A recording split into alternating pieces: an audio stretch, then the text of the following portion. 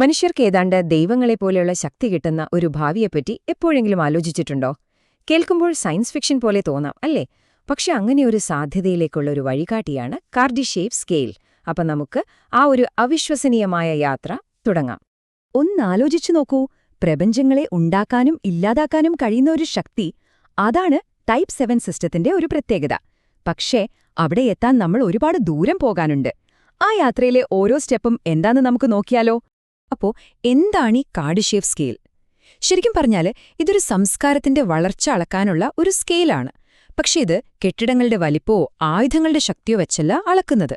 പകരം അവർക്ക് എത്രമാത്രം ഊർജം ഉപയോഗിക്കാനും നിയന്ത്രിക്കാനും കഴിയുന്നു എന്നതിനെ ആശ്രയിച്ചാണ്. കാരണം ഊർജമാണ് എല്ലാത്തിന്റെയും അടിസ്ഥാനം, അല്ലേ? ഇത്രയും വലിയ സ്വപ്നങ്ങളെക്കുറിച്ചൊക്കെ പറയുമ്പോൾ നമ്മളിപ്പോ എവിടെയാ നിൽക്കുന്നതെന്ന് അറിയണ്ടേ? സത്യം പറഞ്ഞാൽ നമ്മള് 1-ാം ഘട്ടത്തിൽ പോലും എത്തിയിട്ടില്ല. നിലവിൽ നമ്മുടെ സ്ഥാനം വെറും 0.72 ആണ്. എന്നുവെച്ചാൽ ഒരുപാട് മുന്നോട്ട് പോകാനുണ്ട്. പക്ഷേ നമ്മൾ നിരാശപ്പെടേണ്ട കാര്യമൊന്നുമില്ല. ശാസ്ത്രജ്ഞർ പറയുന്നത് ഏകദേശം ഒരു 100-200 വർഷത്തിനുള്ളിൽ നമ്മൾ ടൈപ്പ് 1 എന്ന ആദ്യത്തെ വലിയ കടമ്പ കടക്കുമെന്നാണ്. ഒരുപക്ഷെ നമ്മളൊന്നും അത് കാണാനുണ്ടാവില്ല, പക്ഷെ അത് മനുഷ്യരാശിയുടെ ചരിത്രത്തിലെ തന്നെ ഏറ്റവും വലിയൊരു കുതിച്ചുചാട്ടമായിരിക്കും. അപ്പോ എന്താണ് ഈ ടൈപ്പ് 1? ആദ്യത്തെ പടി കയറാൻ നമ്മൾ ശരിക്കും എന്തൊക്കെയാണ് ചെയ്യേണ്ടത്? നമുക്ക് വിശദമായിട്ട് നോക്കാം. ഉത്തരം വളരെ ലളിതമാണ്. ഊർജം.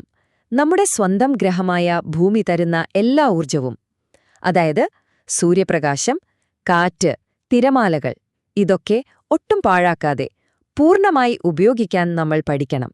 അതാണ് ടൈപ്പ് 1ലേക്കുള്ള താക്കോൽ. ഊർജം എങ്ങനെയാണ് കാര്യക്ഷമമാക്കുന്നതെന്ന് നോക്കിയാലോ? ഉദാഹരണത്തിന്, സോളാർ പാനലിൽ നിന്ന് നമുക്ക് കിട്ടുന്ന വൈദ്യുതിയെ നമ്മുടെ വീട്ടിലെ ഫാനും ലൈറ്റുമൊക്കെ പ്രവർത്തിപ്പിക്കാൻ പറ്റുന്ന രൂപത്തിലേക്ക് മാറ്റണ്ടേ? ഇൻവെർട്ടറുകൾ പോലുള്ള ഉപകരണങ്ങൾ ചെയ്യുന്നത് അതാണ്. ഒരു തുള്ളി ഊർജം പോലും നഷ്ടപ്പെടാതെ ഇത് ചെയ്യാൻ കഴിയുന്ന പുതിയ സാങ്കേതിക വിദ്യകൾ വരുമ്പോഴാണ് നമ്മൾ ടൈപ്പ് 1ലേക്ക് ശരിക്കും അടുക്കുന്നത്. നമ്മൾ ടൈപ്പ് 1 ആയാല് പിന്നെ നമ്മുടെ ലോകം തന്നെ മൊത്തത്തിൽ മാറും. കാലാവസ്ഥയെ വരെ നമുക്ക് നിയന്ത്രിക്കാൻ പറ്റിയേക്കും. കൊടുങ്കാറ്റും വെള്ളപ്പൊക്കവുമൊക്കെ ഒരുപക്ഷെ ഒഴിവാക്കാൻ സാധിക്കും. ചൊവ്വയിലേക്കൊരു ടൂറ് പോകുന്നത് സാധാരണ കാര്യമാകും. ക്യാൻസർ പോലുള്ള രോഗങ്ങൾ ചിലപ്പോൾ ഓർമ്മ മാത്രമാകും. യുദ്ധങ്ങളില്ലാത്ത, ലോകം മുഴുവൻ ഒറ്റക്കെട്ടായി മാറുന്നൊരു ഭാവിയെക്കുറിച്ചൊന്ന് ചിന്തിച്ചു നോക്കൂ. ഭൂമിയെ പൂർണ്ണമായി മനസ്സിലാക്കി കഴിഞ്ഞാൽ നമ്മുടെ അടുത്ത ലക്ഷ്യം എന്തായിരിക്കും? തീർച്ചയായും നമ്മുടെ സൂര്യനും പിന്നെ ഈ താരാവതവും തന്നെ. അതെ, ടൈപ്പ് 2, ടൈപ്പ് 3 സംസ്കാരങ്ങളെക്കുറിച്ചാണ് നമ്മളിനി സംസാരിക്കാൻ പോകുന്നത്. ഒരു ടൈപ്പ് 2 സംസ്കാരം എങ്ങനെയാണ് സൂര്യന്റെ മുഴുവൻ ഊർജവും ഉപയോഗിക്കുക? അതിനുള്ളൊരാശയമാണ് ഡൈസൺ സ്ഫിയർ. സൂര്യനെ പൂർണ്ണമായി പൊതിയുന്ന ഒരു ഭീമൻ സോളാർ പാനൽ പോലെയൊന്ന് സങ്കൽപ്പിച്ചു നോക്കൂ. സൂര്യന്റെ എല്ലാ ഊർജവും അവർ ശേഖരിക്കും. ദൂരെ നിന്ന് നോക്കുന്ന മറ്റൊരു സംസ്കാരത്തിന് ഇവിടെ എന്തോ അസാധാരണമായി നടക്കുന്നു എന്നതിന്റെ വ്യക്തമായ സൂചനയായിരിക്കും ഇത്. അപ്പോൾ നമുക്ക് ഇതൊന്ന് ചുരുക്കി പറയാം. ടൈപ്പ് 1 ഭൂമിയെ നിയന്ത്രിക്കുന്നു, ടൈപ്പ് 2 സൂര്യനെ നിയന്ത്രിക്കുന്നു. ഇനി ടൈപ്പ് 3യോ? അവർ ഒരു ഗാലക്സിയെ മുഴുവനായി നിയന്ത്രിക്കുന്നു. ഓരോ പടി കയറുമ്പോഴും ഉപയോഗിക്കുന്ന ഊർജത്തിന്റെ അളവ് നമുക്ക് ചിന്തിക്കാൻ കഴിയുന്നതിലും അപ്പുറത്തേക്ക് വളരുകയാണ്. ഒരു ഗാലക്സി മുഴുവൻ എങ്ങനെ കീഴടക്കാൻ കഴിയും? അതിനൊരു വഴിയുണ്ട്. സ്വയം പെരുകാൻ കഴിവുള്ള റോബോട്ടുകളെ അയക്കുക.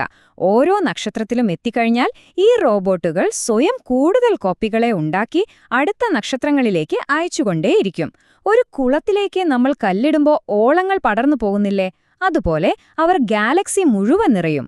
ഇത്രയൊക്കെ പുരോഗമിക്കുമ്പോൾ മനുഷ്യൻ എന്ന ആശയം തന്നെ മാറില്ലേ? തീർച്ചയായും മാറും. നമ്മുടെ ശരീരവും ആർട്ടിഫിഷ്യൽ ഇന്റലിജൻസും ഒന്നായി ചേരും. സ്വയം കേടുപാടുകൾ തീർക്കുന്ന, ഒരിക്കലും പ്രായമാവാത്ത ശരീരങ്ങളുമായി ഒരുപക്ഷെ നമ്മൾ അമർത്യരായി മാറും. കാർഡിഷേവ് തന്റെ സിദ്ധാന്തം ടൈപ്പ് 3ൽ നിർത്തി. പക്ഷെ മനുഷ്യന്റെ ഭാവനയ്ക്ക് അവിടെ നിർത്താൻ പറ്റുമോ? ഇല്ല. ഇനി നമ്മൾ പോകുന്നത് ശാസ്ത്രത്തിന്റെ അതിരുകൾ ഭേദിച്ച് സയൻസ് ഫിക്ഷന്റെ ലോകത്തേക്കാണ്. ഒരു കാര്യം ഓർക്കണം, ഇനി നമ്മൾ കാണാൻ പോകുന്നത് കാർഡിഷേവിന്റെ ആശയങ്ങളല്ല, മറിച്ച് അദ്ദേഹത്തിന്റെ സിദ്ധാന്തത്തിൽ നിന്ന് പ്രചോദനം ഉൾക്കൊണ്ട് മറ്റുള്ളവർ ഭാവനയിൽ കണ്ട അതിശയകരമായ ലോകങ്ങളാണ്. അതായത് ഇത് പക്കാ സയൻസ് ഫിക്ഷനാണ്. ഈ ഘട്ടങ്ങളൊക്കെ കേട്ടാൽ ചിലപ്പോൾ തല കറങ്ങിപ്പോകും. ടൈപ്പ് 4 അവരീ പ്രപഞ്ചത്തെ മുഴുവൻ നിയന്ത്രിക്കുന്നു. ടൈപ്പ് 5 ആകട്ടെ സമാന്തര പ്രപഞ്ചങ്ങളെ, അതായത് മൾട്ടിവേഴ്സിനെ തന്നെ നിയന്ത്രിക്കുന്നു. ടൈപ്പ് 6 എല്ലാ പ്രപഞ്ചങ്ങളെയും എല്ലാ സമയരേഖകളെയും ഒരുമിച്ച് നിയന്ത്രിക്കും. അവസാനം ടൈപ്പ് 7 അവർ പുതിയ പ്രപഞ്ചങ്ങളെ ഉണ്ടാക്കുന്ന ദൈവങ്ങളെപ്പോലെയാണ്. നമ്മുടെയൊക്കെ ഭാവനയുടെ അതിരുകൾക്കും അപ്പുറമാണത്. ഇത്രയും വലിയ കാര്യങ്ങളെ കേട്ട് പേടിക്കുകയൊന്നും വേണ്ട.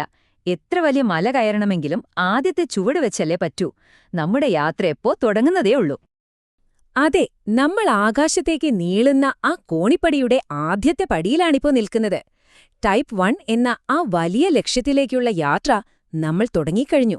നമ്മൾ ഇന്നുപയോഗിക്കുന്ന ഊർജം, നമ്മൾ ഭൂമിയോട് കാണിക്കുന്ന കരുതൽ, ഇതെല്ലാമാണ് നമ്മുടെ ഭാവിയെ തീരുമാനിക്കാൻ പോകുന്നത്. അപ്പോ അടുത്ത പടിയിലേക്ക് കയറാൻ നമ്മൾ തയ്യാറാണോ? ഈ ചോദ്യം നിങ്ങൾ കൈവിട്ടുതരുന്നു.